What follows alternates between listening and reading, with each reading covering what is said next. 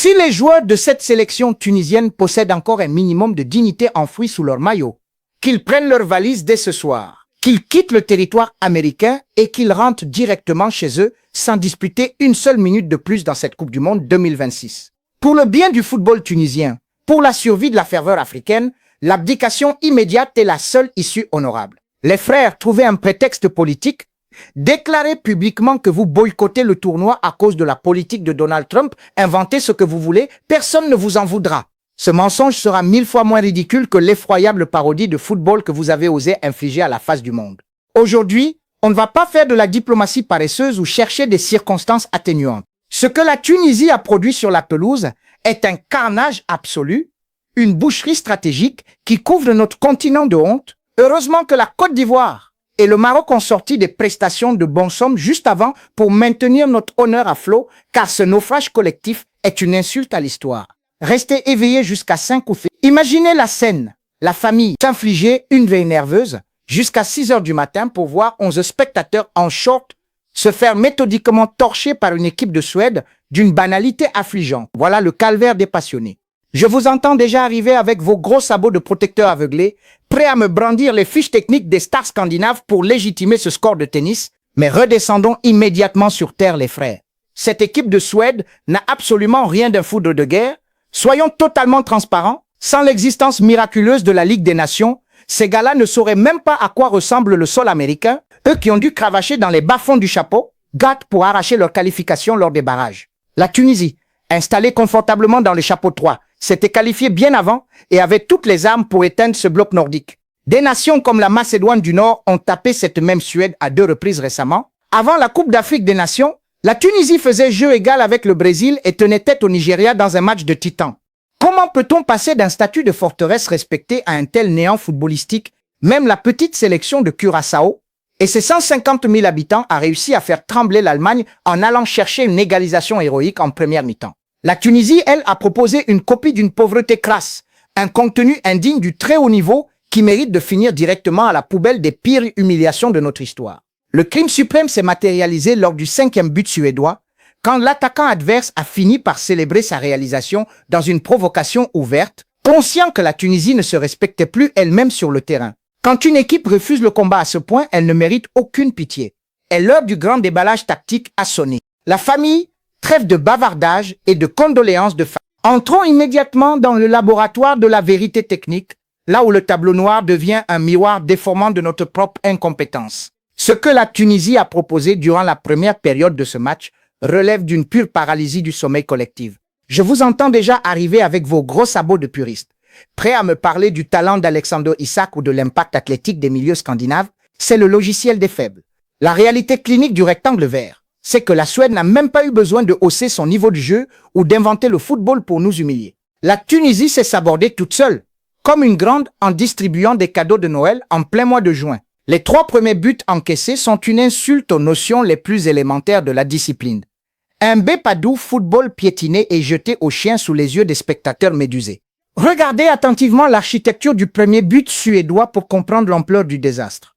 C'est un monument de passivité. Le bloc tunisien est aligné mais totalement inerte, incapable de lire la trajectoire d'une action pourtant prévisible. Au moment où le centre part, on compte pas moins de 3 défenseurs tunisiens regroupés dans la zone de vérité. Le constat est terrifiant, pas un seul, je dis bien pas un seul, n'est au marquage individuel. Ils regardent le ballon passer comme des vaches regardent un train. Ils oublient Victor Gyökeres. Ils ignorent le meneur de jeu du Celtic Glasgow et ils laissent Yassine Ayari surgir de nulle part, absolument seul au point de pénalty pour armer une frappe chirurgicale. Qu'est-ce que Ayari fait seul à cet endroit du terrain? Où est l'alignement? Où sont les repères? On parle de faute de concentration qu'on ne voit même pas en catégorie débutant. C'est la réédition exacte des alertes chroniques qu'on avait pointées du doigt lors du match de préparation contre la Belgique, où le déchet technique, les pertes de balles axiales et les mauvais contrôles annonçaient déjà la tempête. Mais le comble du ridicule, le moment précis où cette rencontre a basculé dans le burlesque total, c'est cette séquence d'une touche de balle sur le côté droit. Les frères, on connaît tous la règle universelle des 5 secondes pour effectuer une remise en touche. C'est un règlement élémentaire rabâché depuis l'enfance dans toutes les écoles de football de la planète. Depuis le début de cette Coupe du Monde, aucun joueur n'avait réussi l'exploit de se faire sanctionner sur cette phase de jeu. Il a fallu que Yann Valéry se présente sur la pelouse pour offrir ce grand moment d'égarement. Il prend le ballon, il attend, il fige le temps, il dépasse les 5 secondes réglementaires et rend tranquillement la possession à la Suède. Certes, cette action n'amène pas de but direct, mais elle symbolise l'état de déconnexion mentale absolue d'un collectif incapable de respecter le règlement de base. Quand tu es incapable de faire une touche réglementaire, comment peux-tu espérer rivaliser avec l'intensité d'un mondial? Le verre était dans le fruit, la structure tactique s'est effondrée sous le poids de sa propre suffisance et ce n'était que le début du calvaire.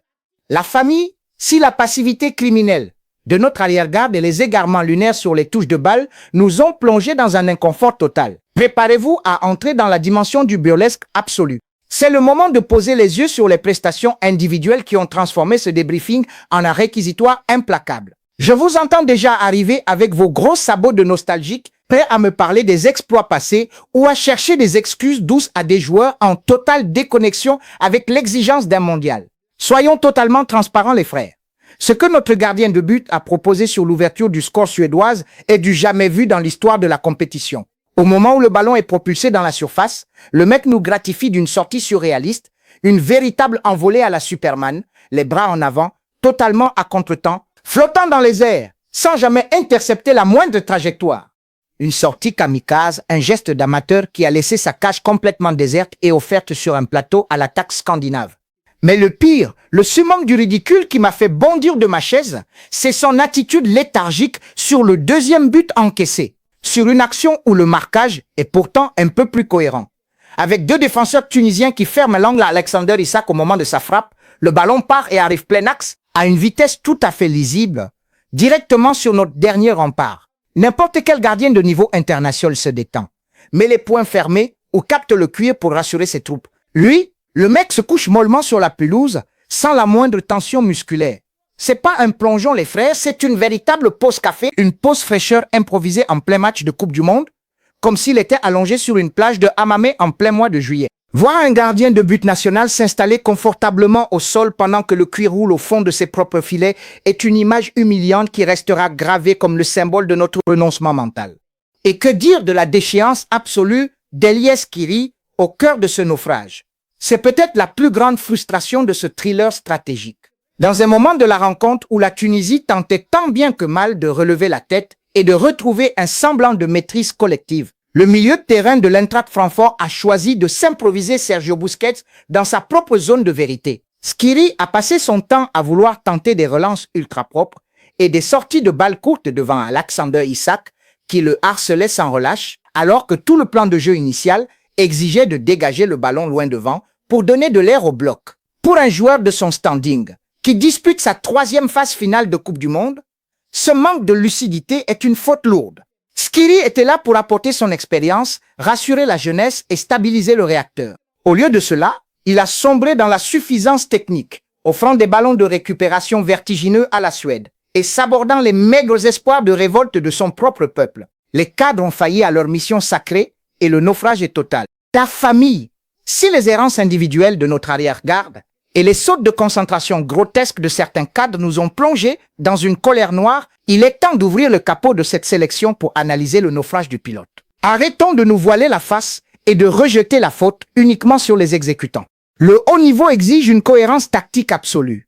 Et ce que le sélectionneur Sabri Lamouchi a proposé sur son tableau noir relève du sabotage en règle. Je vous entends déjà arriver avec vos gros sabots de défenseurs de l'institution, prêts à me parler du manque de moyens, d'un effectif restreint ou de l'obligation de s'adapter après la claque reçue contre la Belgique. Redescendons immédiatement sur terre les frères. Vouloir régler des failles défensives structurelles en empilant bêtement un 3e défenseur central, au coup d'envoi est la plus vieille imposture de l'histoire du football moderne. C'est une fausse bonne idée de théoricien frileux. Le résultat clinique de cette hérésie a été catastrophique. En rajoutant un stopper, Lamouchi n'a pas solidifié sa maison, il a simplement déserté son milieu de terrain, tué toute velléité de créativité et condamné la Tunisie à subir le rouleau compresseur adverse sans jamais pouvoir respirer. Regardez l'alignement sur cette fameuse photo de famille autour d'Alexander Isak lors des vagues scandinaves. À quoi a servi ce schéma à 3 axiaux si c'est pour se retrouver en infériorité textuelle et hors de position sur chaque centre? C'est proprement incompréhensible. Et les choix d'hommes dans cette animation confinent à la faute lourde. Comment peut-on m'expliquer la titularisation d'Anis Ben Slimane au cœur du jeu, alors que des dynamiteurs créatifs capables d'apporter de la verticalité dorment sur le banc de touche. On connaît les limites chroniques de Ben Slimane, un joueur qui n'avance plus, ne progresse pas et n'apporte aucun volume depuis des années. Le voir sur la pelouse alors que la Tunisie avait besoin de répondants techniques est une énigme absolue. Pire encore, alors que le désastre sautait aux yeux de la terre entière dès le retour des vestiaires, Lamouchi est resté figé sur son banc, amorphe spectateur de sa propre chute. La Suède, qui menait tranquillement au score et maîtrisait son sujet, a eu le temps d'effectuer 2 changements tactiques majeurs avant que le staff tunisien ne daigne enfin réagir aux alentours de la 60e minute. Une passivité managériale qui confine à l'abandon de poste en plein mondial. Mais le comble du désastre, le moment précis où le coaching a basculé dans le grand n'importe quoi, s'est matérialisé lors de la seconde session de changement. Demandez à n'importe quel éducateur, à n'importe quel mordu de football qui a déjà foulé une pelouse le week-end, il existe une règle sacrée, un commandement inviolable que l'on n'enfreint jamais sous peine de punition immédiate. On ne réalise jamais, au grand jamais, de changement de joueur sur un coup de pied arrêté défensif. C'est le B à bas de la gestion d'une équipe. Faire entrer des éléments alors qu'un corner adverse se prépare est le meilleur moyen de couper les repères, de briser l'alignement, de détruire les marquages individuels et de semer une panique noire dans la surface. C'est exactement ce que Lamouchi a osé faire. Le timing de ce changement a été un suicide tactique en direct, perturbant le bloc au pire moment possible pour offrir sur un plateau le 4e but de la Suède. La technologie de la Coupe du Monde a beau confirmer que le QI a franchi la ligne grâce au capteur intégré. Le véritable coupable de cette action porte un costume et s'assoit sur notre banc. La famille, posons enfin les yeux sur la dernière pièce de ce puzzle de l'infamie, celle qui sépare définitivement les sélections capables de tomber les armes à la main des parodies collectives qui abandonnent leur honneur sur le rectangle vert. C'est en analysant les conséquences comptables et structurelles de ce carnage à 5 buts à 1 face à la Suède que le masque des excuses s'effondre pour révéler une faillite historique. On aime se bercer d'illusions, on aime se cacher derrière le manque de budget ou l'étroitesse de notre vivier, mais le très haut niveau mondial possède une loi d'une cruauté absolue. Le tableau d'affichage enregistre vos renoncements et l'algorithme de la compétition punit immédiatement les lâches. Commencer cette phase de poule avec une gifle monumentale de 5 buts encaissés et un goal average destructeur de -4, c'est s'installer d'entrée dans les égouts du groupe E. Sauf miracle absolu contre les Pays-Bas ou le Japon. L'aventure américaine de la Tunisie est d'ores et déjà terminée. Le coup de sifflet final n'a même pas retenti que l'odeur d'un retour anticipé à la maison flotte déjà sur le vestiaire. Soyons totalement transparents les frères. Ce match doit servir de nettoyage radical et d'année zéro pour notre football. Il n'y a plus rien à sauver de ce cycle à bout de souffle. Quand on voit le déchet accumulé par Anis Ben Slimane ou la passivité d'un entrejeu incapable de gratter le moindre ballon face à des Scandinaves sans génie, la sentence est irrévocable. Il faut utiliser les matchs restants contre le Japon et les Pays-Bas comme de simples séances d'entraînement en public. Des matchs amicaux grandeur nature pour préparer la prochaine Coupe d'Afrique des Nations et purger définitivement cet effectif des profils qui ne courent plus pour la patrie. Passer du jeu chatoyant des éléphants ou de la solidité des Lions de l'Atlas à cette bouillie tactique tunisienne, c'est passer d'une diffusion en haute définition 4K à un flux pixelisé en 144p. La claque est trop violente pour être digérée sans conséquences majeures au sommet de l'institution. C'est la fin de ce thriller de la désillusion la famille et maintenant c'est à vous de trancher et de faire exploser l'espace commentaire car l'heure du grand procès a sonné. Tapez à 1 si vous estimez que les joueurs et Sabri Lamouchi doivent immédiatement boycotter le reste de la compétition et rentrer chez eux pour préserver le peu de dignité qu'il reste au football tunisien. Tapez 2 si vous pensez que le mal est plus profond, lié à l'ingérence financière et à la faiblesse structurelle du groupe et qu'il faut accorder une dernière chance de rachat face au Japon ou aux Pays-Bas. Faites trembler l'algorithme, explosez la barre des j'aime pour soutenir le football africain qui souffre. Abonnez-vous en masse à Foot Inside et activez cette cloche de notification pour ne rater aucun de nos prochains décryptages volcaniques. Prenez soin de vous les passionnés, restez lucides et que le terrain rende son verdict.